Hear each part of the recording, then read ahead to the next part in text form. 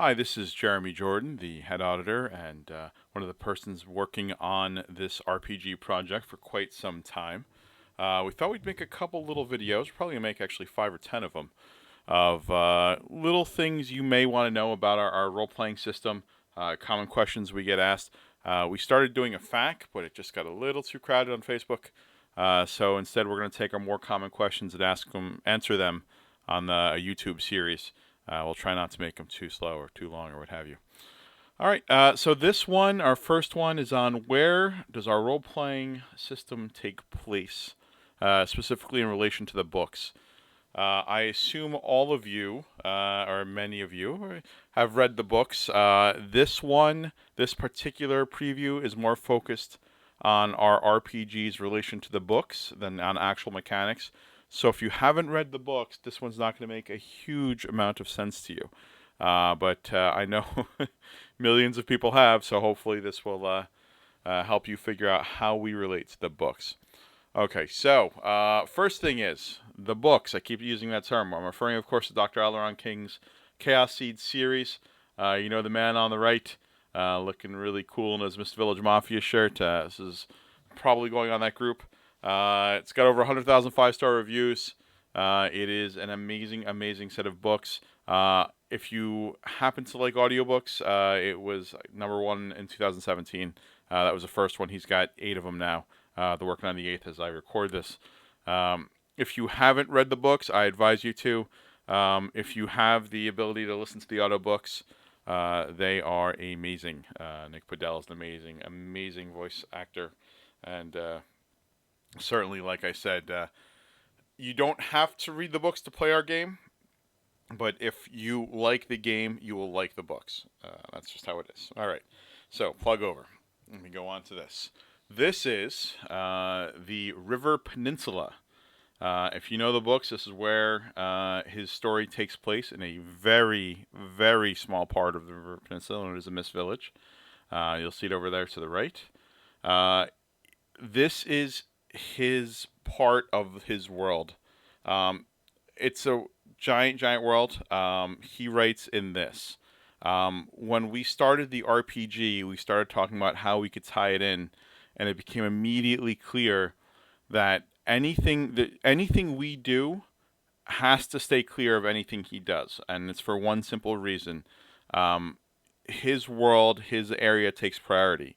If he does something in this area, it'll affect the RPG, and we just felt like putting anything in this, if you know, Ives or Law or what have you are our main cities, and something happens in one of those main cities, suddenly in the RPG it has to happen. But it's going to be direct because, you know, how do you go work for the nobles in Law knowing how bad they are? Oh, spoiler. Try not to spoiler it. That being said, I created this little thing just so you guys know. If you read the books, you'll know how dense the story is over here and how many factions there are. So immediately became clear we needed our own. I had a different map maker make our map.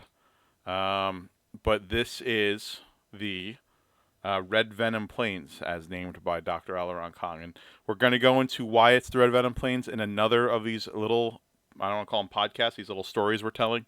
But we realized that we needed our whole other area. So we threw together a whole other area. It is dense. It's actually larger than the Red Venom Plains. This particular map doesn't have a scale on it, but we have some graphics upcoming that show its actual scale and, you know, some more of it. It's got a pretty dense storyline. We're very happy with all the work that's gone into it. And again, we'll go into that in future episodes. Just want to let you know that this is on the same world as the land. It is just in a different part of the land. The question I get asked all the time: where is it in relation to the River Peninsula?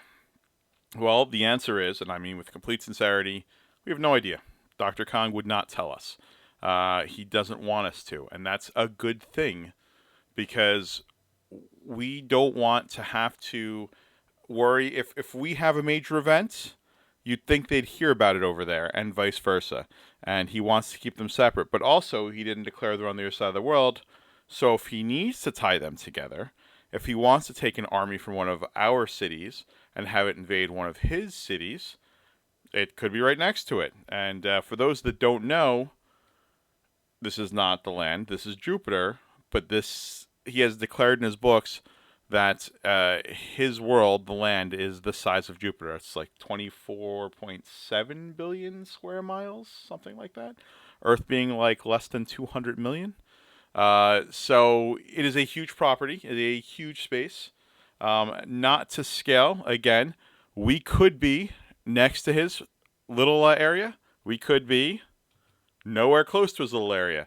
And he will probably not decide that unless he absolutely has to decide that because he wants to use our city, or our little continent, I guess.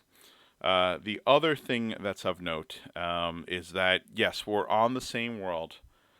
Things that affect the world affect us. Everyone got a global pop up about banks or about an age of something. I don't want to get into too many spoilers here in his books. If that happened, it would have happened in our side of the world as well. If his main protagonist, Lord Richter, Lord Mist, seen here in the cover of his first book, The Founding, did something, he pressed a button, as the saying goes, and maybe through some form of crazy magic, he turned the ground purple. Well, I can assure you that in our side of the world, I'm sorry, that's Saturn. I'm sorry, Jupiter rather. Our side would in fact go purple, and by the way, it wouldn't be the purple venom plains. It would still be the red venom plains. There's a story behind why it's the red venom plains. We'll get into that another day. All right. Next question. How will our campaign affect the Mist Village? Again, a similar answer, except on special occasions such as Mistfest, it won't. So Dr. Kong, we do not ever want something we do to affect his writing. Most likely it won't. He'll just ignore it. But if, for example, we declare the gods that come back, and suddenly, you could be a priest again, clearly that would have a major impact on the River Peninsula. Obviously, we as authors would never do that. We would never put him in a place to where someone will have to ask him, why did this happen in the RPG and not in the Mist Village? Again, we when something happens on that scale, and I don't think we'd ever see something on that scale, but if something happens, it is only because he told us to, or he gave us special permission for it. As far as directly interfering with the Mist Village or something of that nature, there will be special events. We are working on them now. If you went to Mistfest, you had an opportunity to play in the Mist Village. There's another special adventure coming up as an auditor award, where someone from the Mist Village, a representative of it, classified, will in fact partake in the storyline. There's definitely tie-ins, but I don't want anyone in our game thinking that they're going to go and meet Richter in just a regular old mod or something like that, or for that matter, if they ever meet Richter. Everything that happens, if it involves anything in the books, has to come directly from the good doc himself. So I just don't want to build you up, don't want to let you down. The good news is we are still tied. There's communication. Obviously, it's his world. We are fortunate to have a little fun in it. But at the same point, we are being very careful with our connection to his stuff. Okay, next question that we get, and we get this a fair amount. How else is this game connected to the land? And some people see it already. Some people have a little hard time seeing it. Actually, they see it when they play it. It's before they play it. So the question is, how else is this connected to the land? And the answer is simply every other way. The magic is the same. All 8 basic schools, the higher level schools, mana, casting, knowledge, limit of spells. We try to maintain our number. You're going to hear us a lot. 80% of the accuracy of the books to translate over into the RPG. There are some things that are different. Again, we'll go into that in future little stories here, little episodes. But we could not get complete a translation. Durability is one, for example.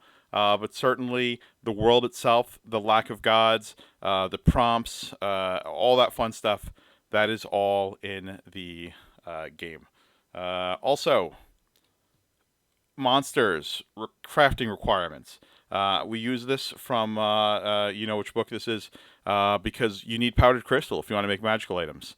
I also happen to like this photo because unlike every other RPG, and not every other RPG, but the major RPGs, you have no class. I mean that in this photo, he's got a very prominent bow and arrow, he's got a very prominent spell, and a very prominent sword.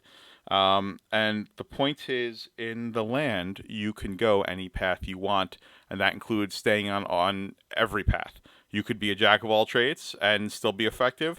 You could be a little more focused and still be effective. You have the ability to do it all, just like Lord Richter has.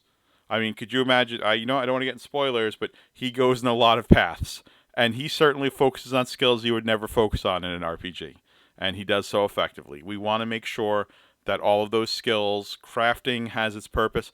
We want to make sure that crafting has a purpose in combat, and that combat has a purpose for crafting. And we'll explain that when we go into the little crafting one on this. But again, the same hassles, the same hurdles that Lord Richter has to overcome, your character will have to overcome. And that includes, of course, annoying quest prompts, or amazing quest prompts, depending on how you look at them. Actually, this is a kind of a spoilery one, so we're not going to look at it too much. But you will, in fact, have the ability to do quests and do everything else, and we try to incorporate sounds from that in our game, and we try and make our game feel as book as possible, as Chaos Seeds as possible, without having too much effort into it. We don't obviously write narratives for you guys that much, but that would be a long ride. Okay, so other thing we want to point out, same restrictions, just to give you some idea of the role play. No pixies. I couldn't find a good pixie photo, but I love me some pixie sticks, and I can't eat them anymore. So they're over in the River Peninsula. I mean, do the sprites of the Red Venom Plains feel the presence of pixies? Absolutely. Am I going to spoiler it more than that? I am not. You, coming in, you were a dude or a person or a lady, whatever, doesn't matter, sitting in front of a computer when you got sucked into the game. I'm sorry, you were magically transported through the Sea of Chaos and arrived in the game. So, that is still the case.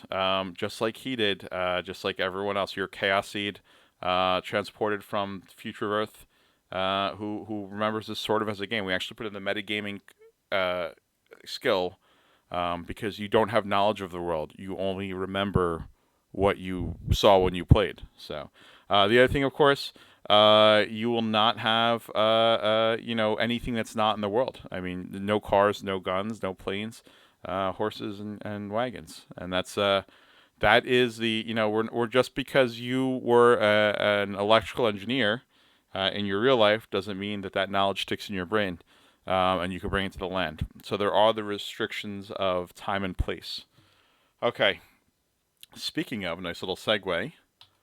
When does this take place in the books? This is a very spoilery question, and even though I would imagine most people have read the series at least once, if not multiple times, the answer I will give hopefully will not throw people off who haven't read the books. The answer is 0 AOC, and I'm not going to exactly go past that. A certain person touches a certain stone that sets off a new age. Again, I don't want to go past that, but when that happens, if you'll remember in the books, millions of Chaos Seeds get teleported all over the land. As it so happens, you were, in fact, part, as a player, of that second wave, or that large wave, whatever we call it. And the place you happened to get transported was to the Red Venom Plains. So I'm sure that a large number of Chaos Seeds ended up in the River Peninsula. I'm sure that a large number of Chaos Seeds ended up all over the place. You happen to end up into the Red Venom Plains. Also, and this is not a huge spoiler, although it is a spoiler, you are part of the second generation of Chaos Seeds. We've thrown this term around a lot. The rules affect you differently than those that went before you. We throw that saying around a lot. And it's simply that, on an RPG, and we're not quite pen and paper, but we sort of are. Not every rule from the book. I love using durability. Durability does not work in this type of RPG. So for some reason, when someone hands you a rusty sword, it's amazingly new. Actually, we have rusty as a preterm, so I really can't say that. But it doesn't get any worse, or better, for that matter. Also, most of you have played this already. You start out with a sword and a bow or spells in your mind and some light armor. If you read the book, Chaos Seeds don't come with these wonderful things. They come effectively naked. So there are benefits to being part of the second generation. And again, we have a little upcoming episode on that as well, to say what the differences are and what you can expect playing. We're going to have that one out probably this week. Actually, I think that's the next one we're doing. Just because we're releasing skills in a couple days, and skills are probably the biggest difference between the game and the books. All right, and last thing, kind of obligatory here. Thanks for watching. Of course, we're running everything through our Facebook group. We're trying to streamline it into that as much as possible. So be part of it. It's Groups to Lend RPG. Every Saturday, we're releasing new adventures. This is going to be our rule forever. We're going to try and do Saturday and Sunday heavy gaming. Monday through Friday, it's going to be kind of pickup gaming. And I guess this is because we're YouTubers now. Subscribe to the channel for more videos, whatever that means. I don't know. I'm a little old for that, but still, subscribe to the channel. And this way, I think when we hit 100, we can change URL. I hope I can watch this one day and laugh and say, haha, when we hit 100. Yeah, hopefully you like this, and we'll hopefully see you in a game. Thanks.